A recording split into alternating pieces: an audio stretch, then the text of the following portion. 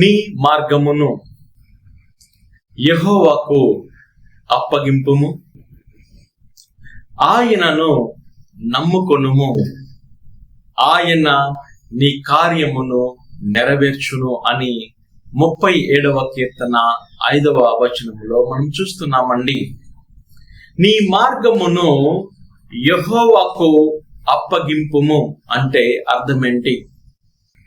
ఓ ప్రభువా, నేను జీవించే ఈ జీవితము నాది కాదు నాయన, నా జీవితాన్ని నీకు అర్పిస్తున్నాను నాయన, నా ఆత్మ శరీర ప్రాణమును నీకే సమర్పిస్తున్నాను నాయన అని మనము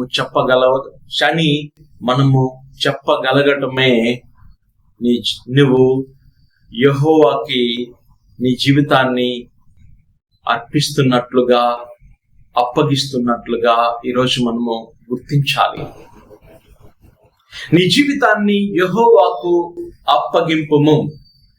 పరిశుద్ధాత్మ దేవా, నా మాటలను, నా ఆలోచనలను, నా క్రియలను సంపూర్తిగా నీ ఆధీనములోకి తీసుకోదేవా అని మనము చెప్పగలిగినట్లయితే మన జీవితాన్ని దేవునికి అప్పగించినట్లుగా మనము గుర్తించుకోవాలి.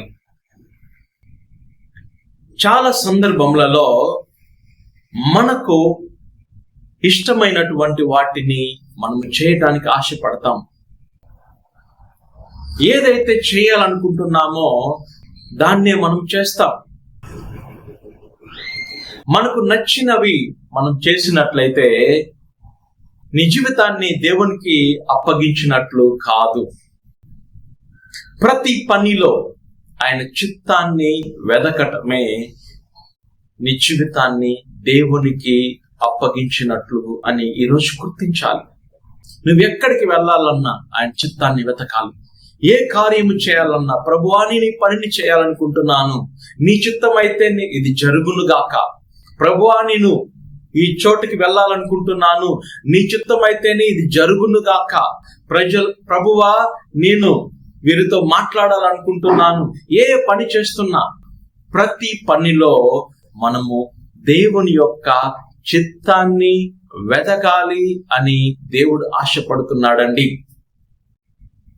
నా జీవితము కాదు, ఇక నుంచి నా జీవితము ప్రభువు చేతిలో ఉంది.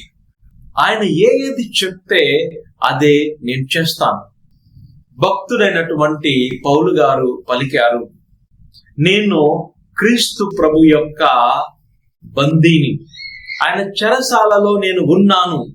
ఆయన చెరసాలలో నేను ఉన్నానంటే అర్థం ఏంటంటే, ఇక నేను చెరసాలలోంచి నేను బయటికి వెళ్ళలేను.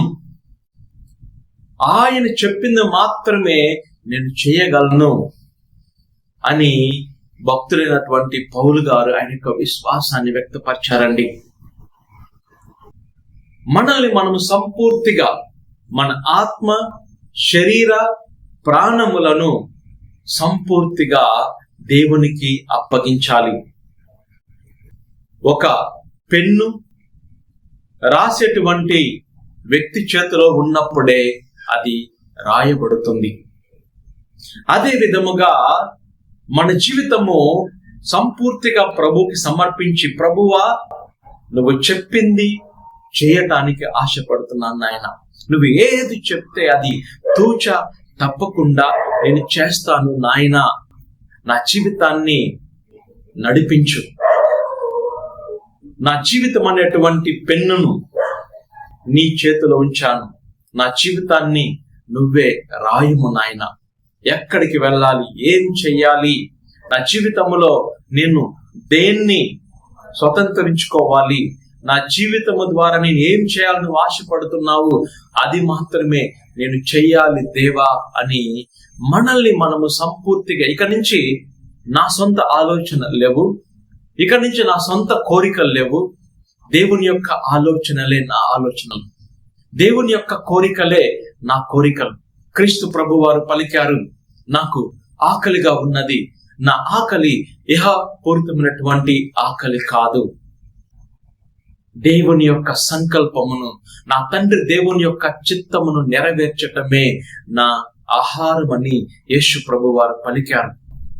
ప్రతి నిత్యం ఈ లోకములో యేసు ప్రభు వారు 33 సంవత్సరాలు బ్రతికారు.